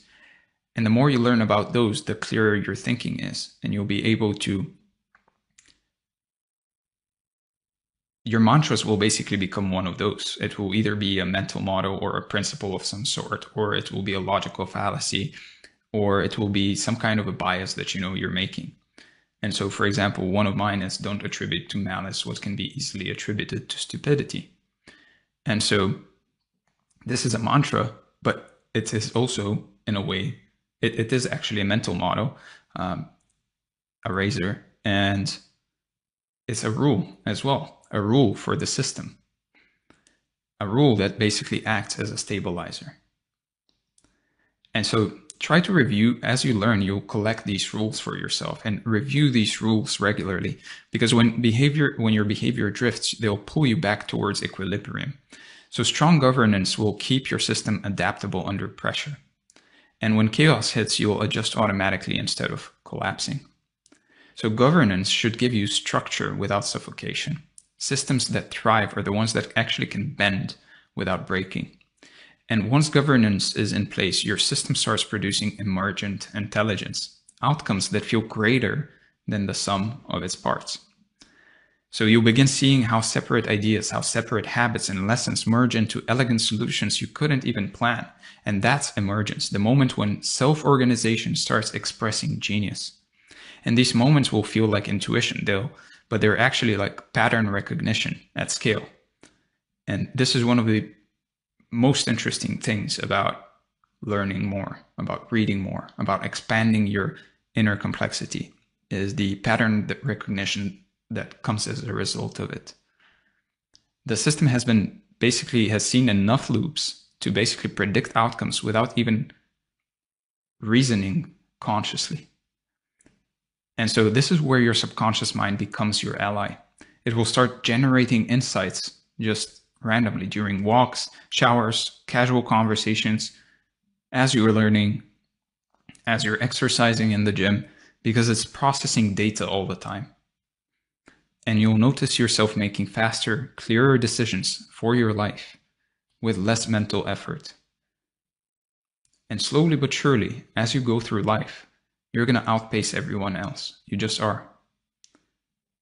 It's just going to be basically guaranteed as long as you keep learning. Because your decisions are going to be higher quality decisions. Very simple, but they're going to be higher quality decisions because of the complexity, of the internal complexity you've built. And because of the network of models that you've built. And others will wonder how you're doing it. Others will really wonder, why do you always have the right answer for things? And why does it seem that you're basically succeeding with less effort, with less strain, with less work almost? Things just kind of look to others like they're falling into your lap. And it's just because you've seen into the future, essentially. Because of the pattern recognition you've built. Because of the forest of thinking models in your head and scenarios. Because of all the input and the reflection that you've done, and the creation and the adaptation that you've done over time. Because you treated your life essentially as an experiment.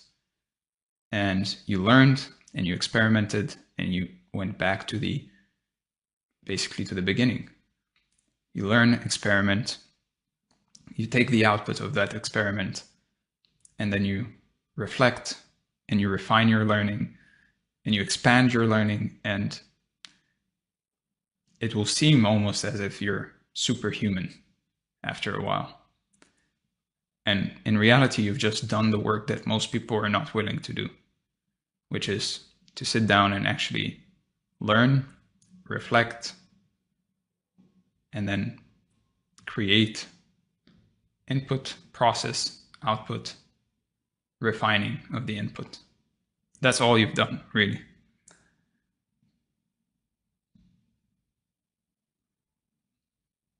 So after some time, you'll notice yourself making faster, clearer decisions with less mental effort. And that's basically the system thinking for you. And when this happens, mastery stops feeling like effort. It feels like flow guided by intelligence. Every action aligns with prior understanding, and that's the mark of a fully intelligent system. You act without breaking alignment. And you've now built something rare, an intelligent system that learns, adapts, and grows with you. A way of being, a life designed around insight, reflection, and never-ending experimentation and evolution. And as you move forward, remember that wisdom doesn't come from a single breakthrough, but from thousands of small loops faithfully completed and connected. So keep the rhythm, protect the hour, trust the process, and watch as your capacity for understanding compounds into something far greater than you've ever imagined. The learner's life isn't a destination, it's the journey itself. And you get to live thousands of lives, 1 hour at a time. So let's go through the review. We talked about the law of requisite variety, the physics of insight, the learner's life and the knowledge economy, the law of compounding wisdom, designing the day for insight, becoming an intelligent system, the review, and finally your action items for the day or the next few days. First, block out a protected hour this week for uninterrupted learning and turn off every notification. Put your phone in another room and go deep with a book, course, or a thought session. And make this appointment with yourself unbreakable, and notice how even a single focused hour will create momentum that lasts for days. And then try to set up a single journal or a log or some kind of a digital system like Notion, for example, where you track your learning, your insights, and feedback each day, and just review what worked, what surprised you, and what patterns you see. Each week, scan for connections and small improvements, and then adjust your routines to keep your system alive and adaptive. And finally, teach one insight, model, or strategy you've learned to someone else. It can be through a post, it can be through a video, it can be through a voice message, or just a casual conversation. And just notice how just the act of sharing it with someone will clarify your thinking and surface new angles you haven't even seen before. And if you have nobody to teach to, try to teach it to yourself. Grab a notebook and just teach it to yourself in a simple way. Repeat this feedback loop weekly to basically deepen your understanding and embed the learner's lifestyle for good.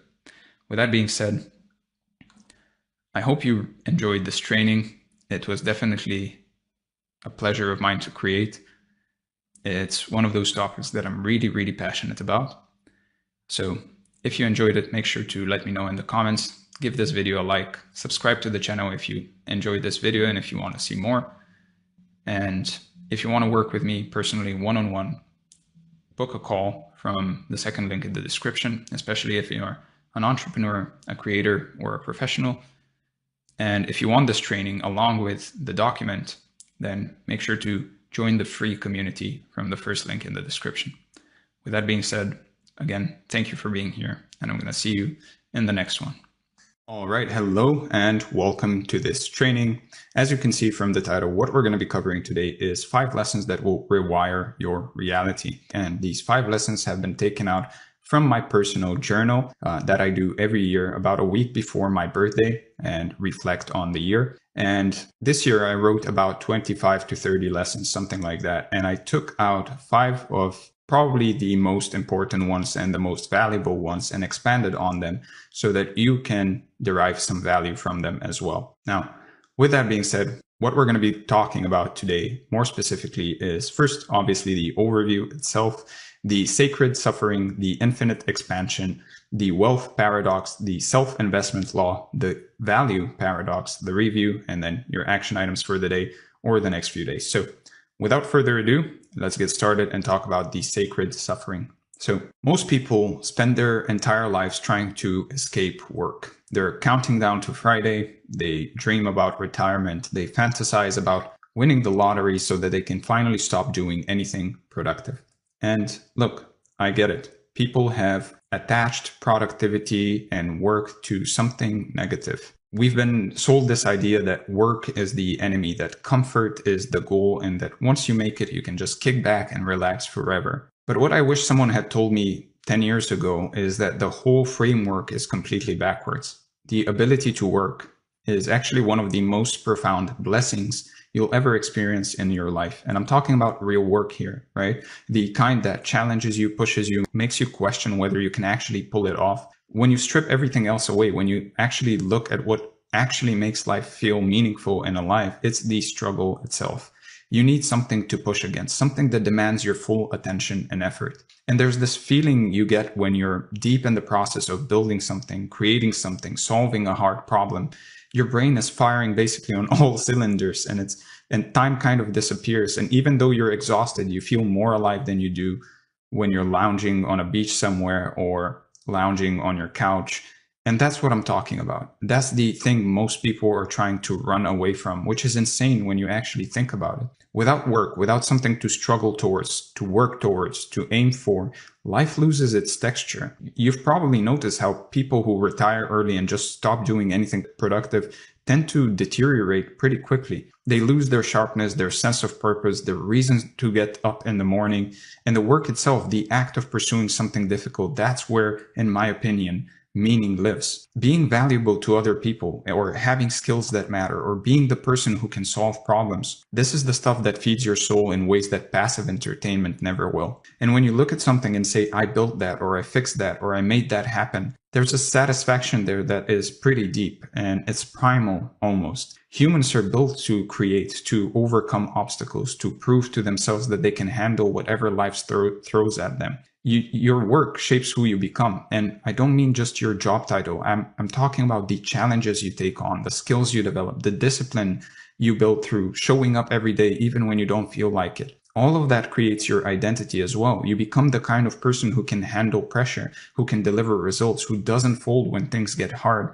And that's invaluable. And that creates confidence and this belief in yourself that nobody else can take away from you. And people respect also capability. They respect someone who can actually get things done, who brings value to the table, who doesn't make excuses. And more importantly, you respect yourself. You know you're not coasting or taking the easy path or wasting your potential. You know you're actually aiming for something and going after it full force. And the process of pursuing goals, of working towards something that actually matters to you, gives purpose and structure to your days as well. Without it, you're just drifting and reacting to whatever comes your way, and you just fill up time until you're no longer really here. And the people who complain most about being busy are